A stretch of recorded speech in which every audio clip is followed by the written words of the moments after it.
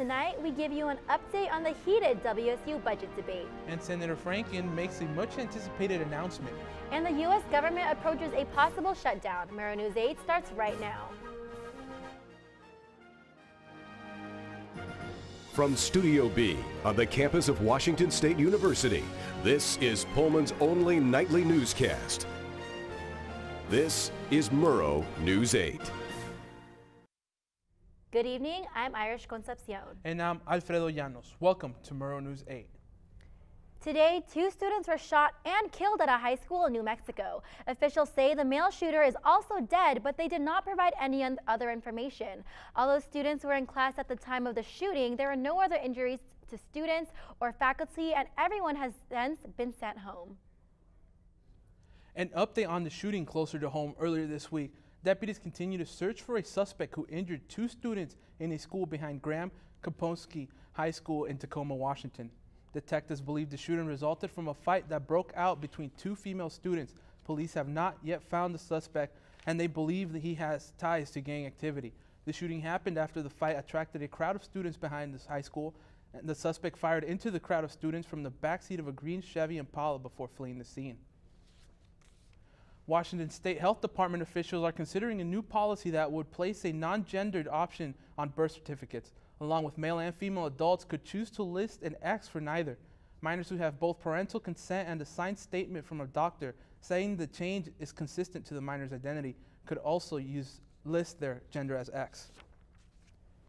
Here in Pullman, talks of the WSU budget continue as students and staff go head-to-head with administrators. Shannon Hecht explains the tension on both sides.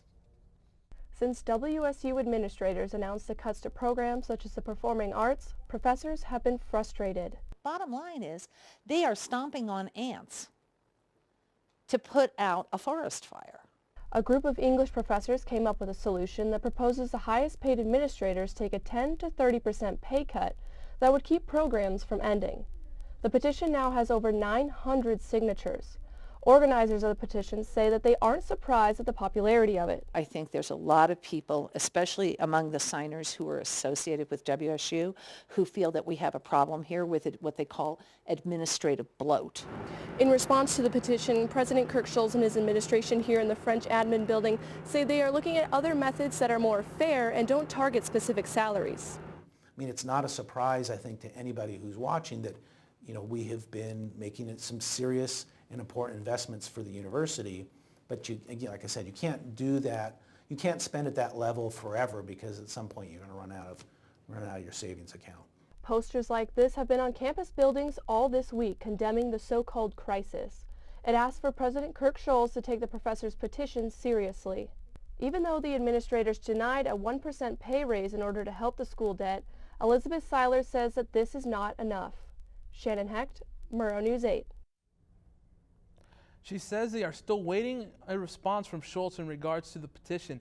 This raises the question, what plan is the most fair without affecting students? We'll tell you more as the administration continues to respond to this issue. A USC football player accused of felony second-degree assault will not be charged. After USC lost in Pullman on September 29th, fans rushed the field and video shows defensive end Liam Jimmons knocking a Cougar fan to the ground. The fan reportedly suffered symptoms of a severe concussion on a few days later. After an extensive investigation, Washington State University police recommended the charges be brought against Jimmons. The city of Pullman received a bid from a construction company to build a hotel on the south end of Grand Avenue. The developers need to get the site plan approved by the city before they can receive building permits to begin construction, but the Wisconsin-based developers are hoping to break ground with this spring and have it open in the fall. When we come back, Senator Al Franken responds to sexual harassment allegations. And Michael Flynn is in hot water over some nuclear techs. Stay with us.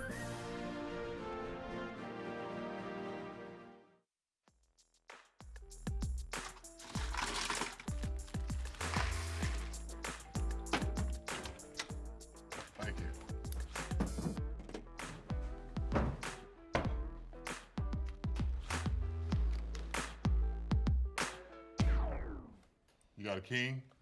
Go fish! In your face! In your face! The smallest moments can have the biggest impact on a child's life.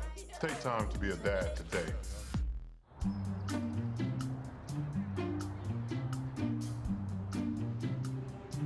Don't worry, 74 people were picked before me in the NFL draft.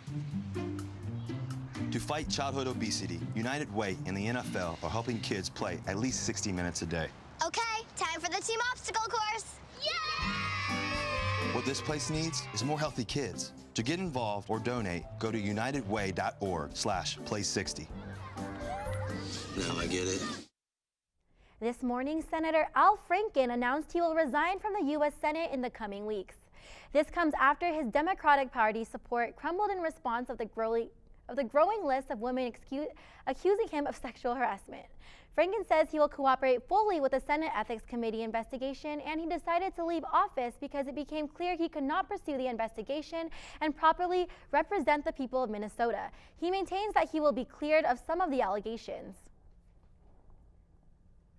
Also happening on Capitol Hill, House Republicans passed a stopgap spending bill to ward off a government shutdown tomorrow. But GOP leaders expect a turbulent few weeks as they work toward a border budget to deal with Democrats by the end of the year. While the budget is still in talks, Republicans pushed yet another bill through the House with intentions to make it easier for gun owners to legally carry concealed weapons across state lines. If passed, this would be the first significant action on guns in Congress since the mass shooting in Las Vegas and Texas where over 80 people were killed. The House approved the bill, and next the Senate will review it. Outdoor retailing store Patagonia on Wednesday joined a flurry of lawsuits challenging President Donald Trump's decision to chop up 2 large national monuments in Utah. This decision could finally bring an answer to the much debated question of whether presidents have the legal authority to undo or change monuments created by past presidents. Until that question is answered, the fate of the contested lands will remain unresolved. Former National Security Advisor Michael Flynn texted a former business associate during President Trump's inauguration speech that economic sanctions against Russia would be ripped up as one of the administration's first act. According to a whistleblower, Flynn believed that ending the sanction would allow a business project that he participated in to move forward. The outgoing Obama administration expanded the sanction on the Russian to punish the country for allegedly meddling in the 2016 presidential election. The Trump administration did not roll back the sanctions, and Congress later passed new measures against Russia. Going overseas, Russian President Vladimir Putin announced yesterday that he expects to win the upcoming Russian presidential election in March. If elected for a 4th term, the 62-year-old with a long-standing seat in the Kremlin plans to officially end his presidency by 2024.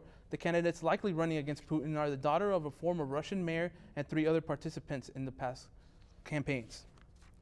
In a Africa conflict deemed as a mega crisis in the Democratic Republic of Congo is causing 1.7 million people to flee their homes with the rise in existing armed conflicts and delay in holding elections.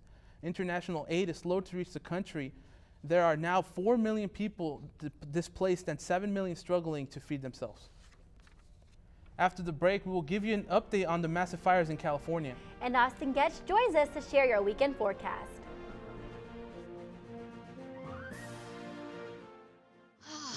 Great outside. My new mom and I have a lot in common. So shiny. We both love the outdoors. That's not a flower. And she knows a lot about wildlife. A labradoodle. You don't have to be perfect to be a perfect parent. Thousands of kids in foster care will take you just as you are. My new dad teaches me all kinds of stuff. I wouldn't use this one. He helps me with my decision making. Ever.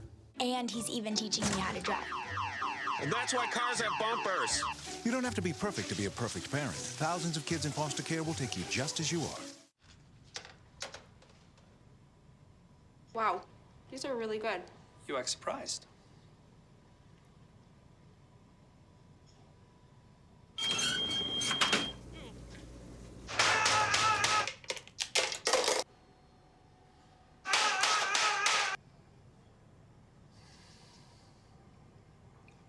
Practice makes perfect. You don't have to be perfect to be a perfect parent. There are thousands of teens in foster care who don't need perfection. They need you. A wildfire erupted in the Bel Air neighborhood of Los Angeles Wednesday as yet another part of Southern California found itself ablaze.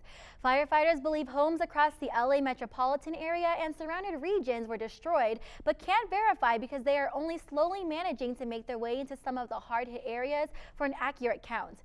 As many as 5 fires have closed down highways, schools, and museums, in addition to shutting down productions of TV series and casting a hazardous haze over the region. No deaths are being reported and only a few injuries. While California is concerned with the heat of the wildfires, folks here in Washington are also worried about the cold temperatures. Austin, what should they expect this weekend? Yeah, guys, cold temperatures, but hopefully like your grades in final week, things looking up next week. All right, taking a look out there, a dense fog rolling into Pullman, and it's only 31 degrees out there. Today's high only got up to 38. It was mostly clear today until that fog rolled in. So if you take a look at tomorrow, what you're going to be expecting in the morning is freezing fog due to the low temperatures and the dense fog. So if you have to drive somewhere and if you have to walk to class, make sure you be careful. Don't want to slip. Afternoon, 37 degrees and getting a little bit clear. That fog should clear out a little bit and staying kind of warm out there, but then getting into cold temperatures and partly cloudy in the evenings. All right, looking around the state of Washington, Vancouver, Olympia. Look at these temperatures, 50 degrees over there on the west side and mostly clear, no snow or rain yet. Something kind of reverse that we normally see. Normally we see the colder temperatures on the west side. All right, Wenatchee and Yakima in the middle of the state. Sunny in Yakima, a little bit cloudy in Wenatchee with hints of snow. And then over here on the west side, Spokane, a little bit of clouds as well. They're also feeling some of that fog that we're having rolling in, and sunny in Pullman. Getting to our 5-day forecast, this is where we have a little bit of good news. Now Saturday, that fog's going to stick around, sunny or stay cloudy over the weekend. Sunday getting up to 40 degrees, however. And as we get into next week, the temperatures start to rise a little bit, and a little bit of sun peeking through that clouds and fogs. Shouldn't be too windy either. So the snow's holding off. Maybe we can get it after finals week, and everyone will have a safe drive back home. That's all I have for weather. Back to Irish and Freddie at the desk. Come back and be sure to bring plenty of tortilla chips because we'll show you the world's biggest avocado.